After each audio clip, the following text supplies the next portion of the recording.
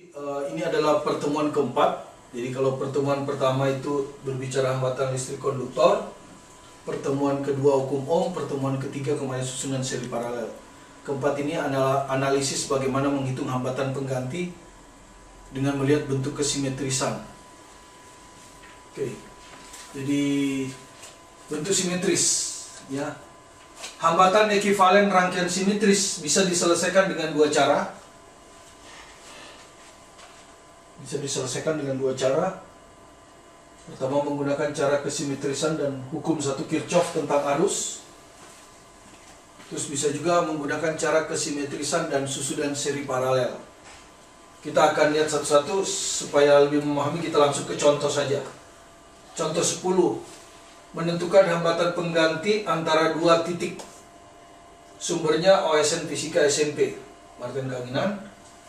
Soalnya seperti ini, tentukan hambatan pengganti antara titik A dan titik C.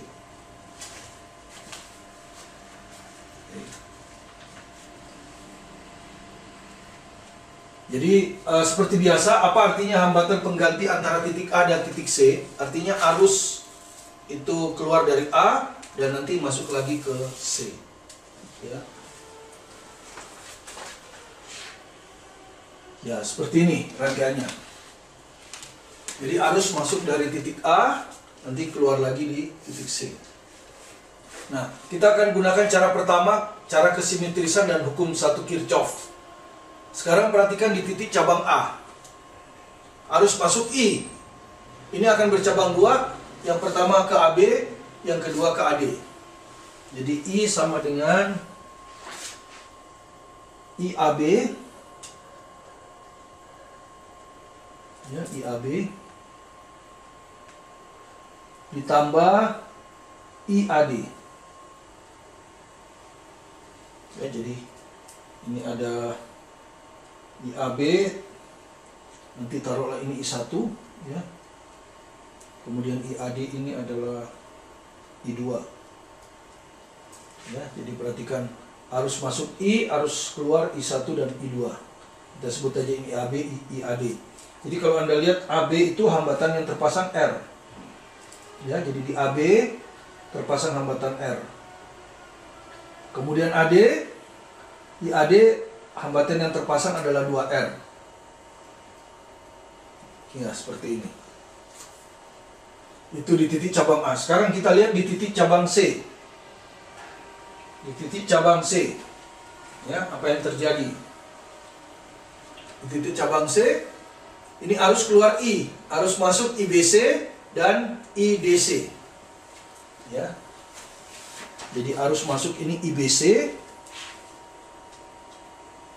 ditambah arus masuk IDC. Ya, jadi IBC ini terpasang hambatan R. Ya, di BC. Kemudian IDC terpasang hambatan 2R. Seperti ini. Nah, sekarang kita lihat ini, ya, kesimetrisannya bisa kelihatan dengan membandingkan ini, ya. Jadi kalau kita bandingkan, kita lihat coba. Jadi kelihatannya itu IAB terpasang hambatan R, IBC terpasang hambatan R. Jadi kelihatannya IAB sama dengan IBC. Jadi kelihatannya itu IAB sama dengan IBC. Ya, sama-sama R. Dan IAD simetris dengan IDC. Jadi IAD ini sama dengan IDC. Kelihatannya, ya. IAD sama dengan IDC. Ya, jadi IAB kelihatannya sama dengan IBC. Karena itu kalau ini namanya I1, ini juga I1. IAD sama dengan IDC. IAD I2, ya berarti IDC juga I2. Nah, seperti ini. Jadi kelihatannya ketika bercabang di titik B, semua arus ke sini. Jadi di sini tidak ada arus. Jadi kelihatannya di sini tuh arusnya 0. Ya. Karena itu di titik cabang I1 keluarnya juga I1. Sementara di titik D masuk I2, keluar juga I2. Jadi di sini memang betul-betul arusnya 0. Gitu. Ya. Jadi ini kita sebut aja IAB sama dengan IBC sama dengan I1. IAD ditambah IDC sama dengan I2. Itu yang kita dapat. Nah, dari bentuk simetris ini. Nah, berikutnya kita akan hitung bagaimana hubungan I1 dan I2 dengan meninjau tegangan jalan dari A ke C lewat B dan tegangan dari AC lewat D. Nanti kita samakan, maka kita dapat hubungan I1 dan I2. Oke, mari kita coba. VAC ini sama dengan VAB tambah VBC. Ya, jadi ini jalan dari A ke C lewat B. Ya, jadi kalau Anda lihat, jadi jalan dari A ke C lewat B. Jadi VAC. VAC ini akan sama dengan VAB tambah VBC. Ya, seperti ini. Nah, sekarang kita lihat VAB. VAB itu harusnya I1, hambatannya R. Maka menurut hukum Ohm, VAB adalah I1 kali R. Ya, jadi VAB itu I1 kali R. VBC harusnya I1, hambatannya juga R. Jadi VBC juga I1 kali R. Seperti ini. Tentu I1 kali R tambah I1 kali R adalah 2I1 kali R. Nah, ini adalah VAC melalui B. Sekarang kita coba VAC jalan dari A ke C lewat D. Jadi VAC sama dengan lewat D ya. Jadi sekarang VAC tapi lewat D. Jadi sama dengan VAD tambah VDC. VAD tambah VDC. VAD harusnya I2, hambatannya 2R. Jadi I2 kali 2R. I2 kali 2R. VDC harusnya I2, hambatannya 2R. Jadi VDC adalah I2 kali 2R. I2 kali 2R. Kalau kita hitung ini, I2 kali 2R ditambah I2 kali 2R adalah I2 kali 4R. Nah, ini VAC. Nah, sama-sama VAC ya. Jadi bisa kita samakan. Ini VAC, ini juga VAC. Jadi 2I1R sama dengan I2 kali 4R. Ya, 2R kita coret dengan 4R 2. Jadi I1 sama dengan 2I2. Ya, jadi kita dapat I1 sama dengan 2I2. Sementara kalau kita lihat di gambar, I1 tambah I2 itu apa? Ya, I1 tambah I2. Jadi masuk I1. Ya, jadi kalau kita lihat di gambar ini, di titik cabang C masuk I1 dan I2. Keluar I. Jadi I1 tambah I2 sama dengan I. Jadi I1 tambah I2 itu sama dengan I. Dengan demikian, kalau kita substitusi I1 ini kita substitusi dengan 2I2. Jadi I1 kita ganti 2I2. Jadi 2I2 ditambah I2 sama dengan I. Kita dapat 3I2 sama dengan I. Dari sini kita dapat I2 sama dengan I per 3. Ya.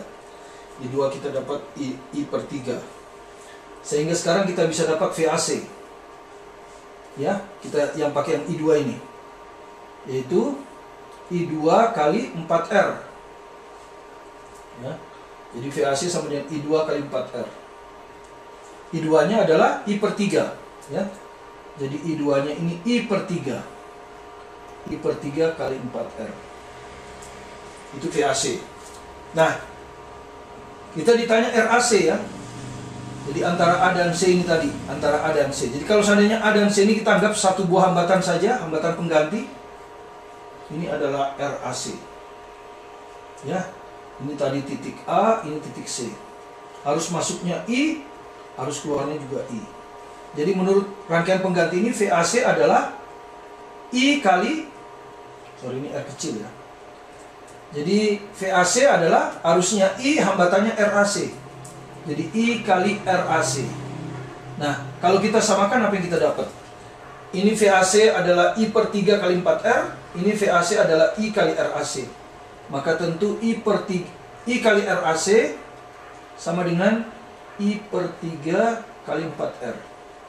Kita coret I dengan I, akhirnya kita dapat RAC adalah 4R per 3. Ya, itulah cara menyelesaikan hambatan pengganti dengan cara simetris. Ya, kita tidak bisa menggunakan seri paralel karena ini bukan hubungan seri, juga bukan hubungan paralel, tidak langsung kelihatan ya, tidak langsung kelihatan. Jadi kalau Anda lihat di soal ini bukan seri, kenapa? Karena ada hambatan R ini. Demikian juga ini bukan seri, dan ini juga dengan ini bukan paralel karena titik ini dengan titik ini nggak sama.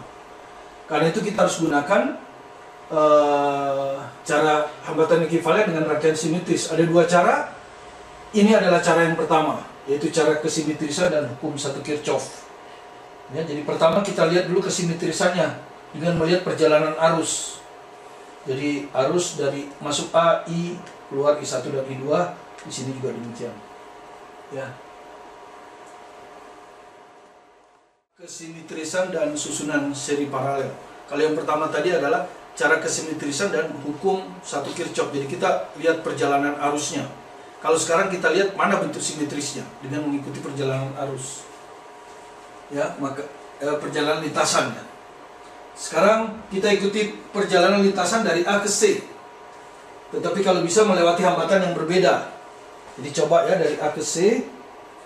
Ini A, ini C.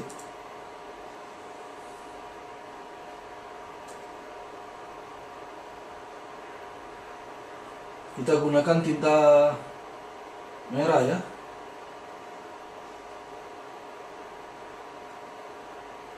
Jadi kita gunakan tinta merah ini. Jadi kita ikuti perjalanan dari A ke C. Dari A ke B dulu ya. Ini R besar. Kita jangan ke sini ya, supaya semua hambatan dilalui R2R. Jadi kita lewat BD. Kemudian ke sana. Nyampe kita ya. Dari A ke C. Jadi perjalanan gini. Lewat hambatan R kecil, R besar 2R. Ya, jadi kalau kita ikuti perjalanannya itu dari A ke C, ini adalah perjalanan hambatan R, kemudian hambatan R, dan 2R. Sekarang lewat bawah, lewat yang bawah, yang 2R dulu, ya. Jadi lewat yang 2R ini. Nah, ya dari bawah, jadi 2R dulu, lalu ke R. Ya, lalu ke R ya. Nah, ini sini ya. Kalau ini tadi ini ya, jadi habis 2R kecil, R besar, terakhir dia belok ke sini. Nah, R kecil ya. Ini perjalanan A ke C melalui B ya. Yang bawah ini A ke C lewat D. Ya, seperti itu.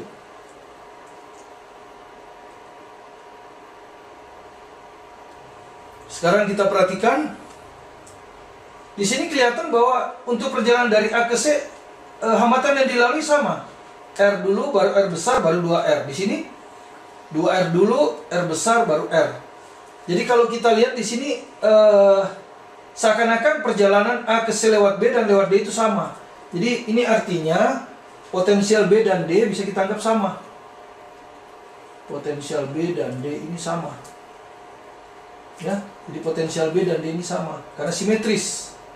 Ya, perjalanannya simetris. R 2R 2R R. Nah, kalau potensial B-nya dan D sama itu artinya hubung singkat ya. Atau kita anggap ini titik B, ini titik D. Jadi ini hubung singkat aja gini. Nah, ya, hubung singkat karena arusnya atau open ya, terserah mau open boleh, hubung singkat boleh karena arusnya 0. Jadi tegangan B sama dengan tegangan D. Kemudian kita gambar ulang di sebelah kiri B ke A itu ada R kecil. Ya, ini A. Kemudian di sebelah kiri D itu 2R, baru ke A. Ini 2R ini baru ke A. Jadi kalau kita hubungkan, inilah titik A. Sebelah kiri. Di sebelah kanan, B ke C, R kecil. Ini sampai ke C. Kemudian dari bawah D, D ke C 2R. Ini 2R. Baru ini dihubungkan sama-sama C. Nah, begini rangkaiannya. Ya, ini bentuk simetrisnya udah ketemu. Jadi bentuk simetris itu untuk menemukan potensial dua titik yang potensialnya sama. Dan sudah ketemu yang potensialnya sama adalah B dan D. Karena itu ini bisa kita short saja, harusnya kita anggap 0 di situ. Ya, karena potensial ini sama dengan potensial ini dan di sini tidak ada hambatan. Maka sekarang kita bisa gunakan seri paralel. Jadi setelah kesimetrisan ketemu, yaitu tegangan mana yang dua titiknya sama, baru kita gunakan susunan seri paralel. Baru sekarang kelihatan ini dan ini itu paralel. Kenapa? Karena ujung-ujungnya sama. AB, ini AD, sementara tegangan B dan D sama. Ini pun demikian. BC, ini juga BC. R2R. Nah, kalau ini kita paralel, Anda sudah tahu kan berapa hasilnya. Ya, dua hambatan di paralel, bisa kita gunakan rumus cepat, ya. Jadi ini RAC ini akhirnya adalah R paralel 2R, ya, di seri, karena ini nanti dijumlahkan seri R paralel 2R. Ya, R paralel 2R ini kalau kita hitung nanti begini kan. Nah, ini nanti nyambung lagi. Ini R paralel 2R berapa ini? Kali dibagi jumlah ya. Jadi R kali 2R, kalau dijumlahkan R tambah 2R 3R. Seri nanti plus, karena ini seri. R paralel 2R, sama ya. Hasilnya sama, R kali 2R per 3R. Jadi sama. Jadi kalau kita hitung, R-nya bisa dicoret 1. Ini jadi 2R per 3. Ini jadi, R-nya juga dicoret. Ini juga 2R per 3. Sehingga akhirnya ketemu RAC sama dengan 4R per 3. Ya, hasil yang sama. Hasil yang sama. Seperti ketika kita menggunakan cara Kirchhoff. Ya, ini cara Kirchhoff. 4R per 3. Kita pakai cara lihat dua tegangan titik yang sama, kemudian menggunakan seri paralel 4R per 3 juga. Nah, kalau kita lihat lebih lanjut, rangkaian yang seperti ini, kalau kita lihat lebih lanjut, ya, kalau kita lihat lebih lanjut rangkaian ini, rangkaian yang ini, kita ditanya tegangan antara A dan C, hambatan antara A dan C. Artinya antara A dan C kita pasang baterai. Sehingga kalau kita gambar, ini rangkaiannya bentuk wajib, ya, bentuk wajib, gini wajib ya. Ya, di sini dipasang hambatan, di sini dipasang hambatan, pasang hambatan, taruhlah ini R1, ini R2, ini R3, ini R4. Ini titik A dan C tadi. Ini titik B dan D. Kita ditanya tegangan antara A dan C, berarti antara A dan C ini kita pasang baterai. Nah, kalau Anda lihat segi 4 ya yang berbentuk wajib ini ABCD. Ya. Kalau kita lihat sisinya ada 4 ya. AD, DC, DC, DC dan AD. Keempat sisi ini terletak masih 4 hambatan. Ya. Kemudian dia punya 2 diagonal. Ya, 2 diagonal.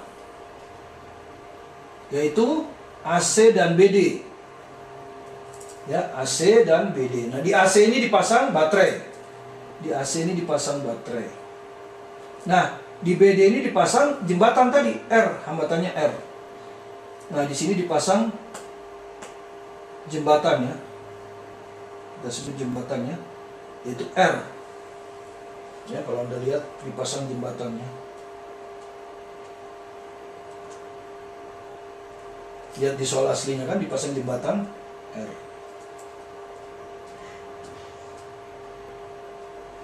Ini kita sebut rangkaian jembatan, ya. Ya, rangkaian seperti ini kita sebut rangkaian jembatan, ya. Jadi kalau kita salin lagi di sini 2 diagonal ya. Ya, bentuk wajib segi 4 ya. rangkaian yang baru kita jelaskan termasuk rangkaian jembatan. Ya, nah, apa syaratnya supaya dia jadi rangkaian jembatan Wheatstone? Taruh ini R1, ini R2, ini R3, ini R4. Nah, rangkaian yang baru kita belajar itu disebut jembatan Wheatstone. Jembatan Wheatstone itu syaratnya adalah ini adalah dua sisi yang saling berhadapan. Ya, jadi ini berhadapan dengan ini. Yang ini berhadapan dengan ini. Kalau keduanya kita kalikan, hasilnya sama, itulah jembatan Wheatstone. Jadi syarat jembatan Wheatstone adalah perkalian hambatan pasangan sisi yang saling berhadapan sama besarnya. Jadi R1 kali R3 ini akan sama dengan R2 kali R4. Inilah syarat jembatan Wheatstone. Dan kalau syarat itu dipenuhi, maka titik B dianggap potensialnya sama dengan titik D. Ya, potensialnya sama dengan titik D, ada arusnya 0, sehingga bisa juga ini kita anggap rangkaian open. Short boleh, open boleh. Taruhlah lebih mudah kita anggap open. Ya. Nah, demikian. Maka RAC-nya bisa ketemu. Kalau kita anggap open, berarti kalau ada arus di sini, arus ke sana lewat sini. Jadi R1 dan R2 adalah seri. Ya, jadi ini R1 seri R2. Ya, di atas. Jadi kalau kita ganti begini. Nah, yang bawah juga sama, ya. R4 seri dengan R3 karena arusnya sama. Karena arus di jembatan 0. Jadi misalnya R3 R4, maka ini adalah paralel, ya. Paralel R3 seri R4. Jadi hasilnya adalah R1 plus R2 paralel R3 plus R4. Nah, seperti itu. Inilah hambatan pengganti antara A dan C untuk rangkaian jembatan Wheatstone. Ya. Jadi rangkaian yang barusan kita pelajari itu adalah rangkaian jembatan Wheatstone. Berkaitan dengan rangkaian jembatan Wheatstone diambil dari buku ini, ya, textbook SNPTN Fisika Menyesuaikan revisi terbaru 2015. Jadi soalnya seperti contoh 11 itu diambil dari buku teks SNPTN halaman 351. Soalnya seperti ini. Jika VAB sama dengan 15 volt, jadi di sini dipasang, ya, tegangan 15 volt, maka besarnya daya pada hambatan 2 ohm. Jadi kita ditanya besarnya daya pada hambatan yang ini. Ya. Nah, berapa hambatannya? Berapa hambatan pada daya pada hambatan 2 ohm? Anda sudah tahu, kalau seandainya arus ini bisa kita hitung, ya, arus ini bisa kita hitung, maka daya pada hambatan 2 ohm itu adalah I kuadrat kali 2. Ya, I kuadrat R. Jadi tujuan kita sebetulnya mencari berapa sih arus yang lewat pada hambatan 2 ohm. Berapa arus yang lewat pada hambatan 2 ohm ini. Ya. Kalau arus ini bisa kita temukan, maka daya pada hambatan 2 ohm adalah tinggal I kuadrat kali 2.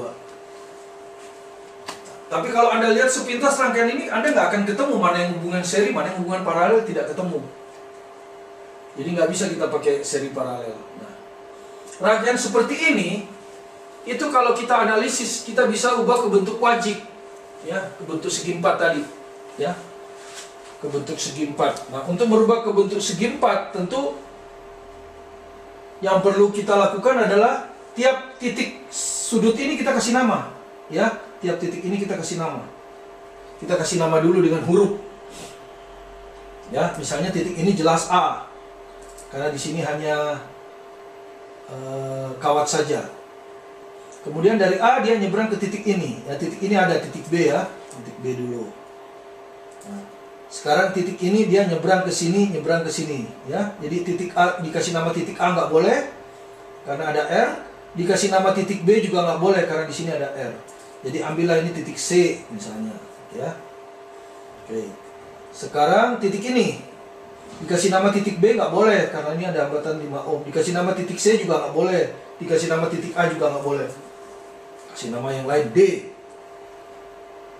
Sudah lengkap. Jadi kalau Anda lihat namanya ABCD, ya, dengan nama ABCD. Jadi segi 4, ya. Ini bisa membentuk segi 4. Jadi kalau segi 4 tuh kita ingat saja, siapa tahu itu rangkaian jembatan Wheatstone. Ya, jadi kita bisa bentuk segi 4. Nah, seperti ini, ya. Tadi ya, antara A dan B kita tetapkan baterai tegangannya 5 volt, 15 volt. Ya, bentuknya wajib. Ya, jadi nanti Anda lihat, ini tentu titik C, ini titik D. Ya, jadi kita sudah tempatkan, ini titik C, ini titik D. Nah, tinggal kita menempatkan hambatan-hambatan pada tiap sisi. Jadi kita tinggal menempatkan hambatan apa yang ada di sini, hambatan apa yang ada di sini, hambatan apa yang ada di sini, dan hambatan apa yang ada di sini. Kemudian Wheatstone itu ada 2 diagonal. Diagonal AB sudah dipasangin baterai sesuai. Nah, satu lagi ini adalah jembatannya. Ya. Yang terpasang pada C dan D adalah jembatannya. Ya. Nah, kalau Anda lihat lagi di soal, ya. Jadi kalau kita lihat di soal itu, kita salin lagi nih, ya. Nah, kita salin di sini, kita lihat, misalnya antara A dan C 10 ohm ya, antara A dan C 10 ohm, sukan, antara A dan C 10 ohm, ini, ya, itu ya, 10 ohm, atau kita taruh di, ini bentuk wajib taruh di terakhir aja ini ya, ini A, ini C, ini D. Antara A dan C 10 ohm. Ya. Kalau ini kan bentuk wajibnya. Oke, antara A dan C 10 ohm. Kemudian antara C dan D 2 ohm. Ya. Itu jembatannya ya. Antara C dan D itu jembatannya ini tadi. Nah, ini jembatannya. Ini 2 ohm. 2 ohm. Sekarang antara A dan D. Lihat saja antara A dan D. A, D. 10 ohm lagi. Antara A dan D 10 ohm. Sekarang antara B dan C. B dan D ya. B dan C dan B dan D. Antara B dan C 5 ohm. Antara B dan D juga 5 ohm. Jadi dua-duanya 5 ohm. B dan C 5 ohm. B dan D juga 5 ohm. Nah, sudah klop semua. Ya. Ya, ini jembatannya. Ya. Apakah ini jembatan Wheatstone? Ya toh? Apakah ini jembatan Wheatstone?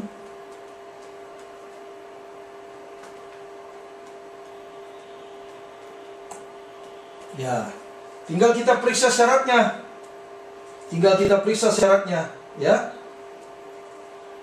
Apa syaratnya? Hambatan yang saling berhadapan. Ya, ini sisi ini berhadapan dengan sisi ini. Ya. 10 kali 5. Apakah sama dengan yang lain? Ya, yang lain. Mungkin kita pakai tinta merah biar terlihat ya. Kita pakai tinta merah. Ya, ini yang lain. Nah, ini dengan ini. Ya, ini dengan ini 10 kali 5 juga. Ya, 10 kali 5. Ya, jadi sama. Ya, jadi sama. Oke. Kalau sama maka ini adalah jembatan Wheatstone. Nah, kalau jembatan Wheatstone maka arus pada jembatan 0. Maka arus pada jembatan, ya, di sini kita lihat jembatan itu hambatan 2 ohm. Ya, jembatan itu 2 ohm adalah 0. Nah, adalah 0 ya. Adalah 0. Jadi arus pada jembatan 0. Jadi arus di sini itu 0. Sementara kita ditanya daya pada jembatan 2 ohm.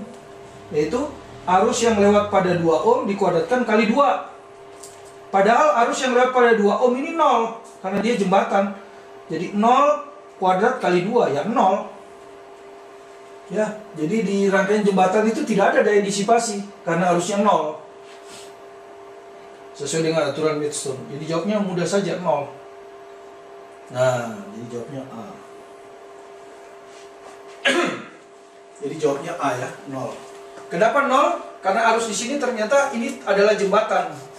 Dan ini jembatan Wheatstone, jadi arus di sini 0. Jadi tidak ada daya disipasi. Itu contoh sederhana dari KCN TPTN yang sudah ada.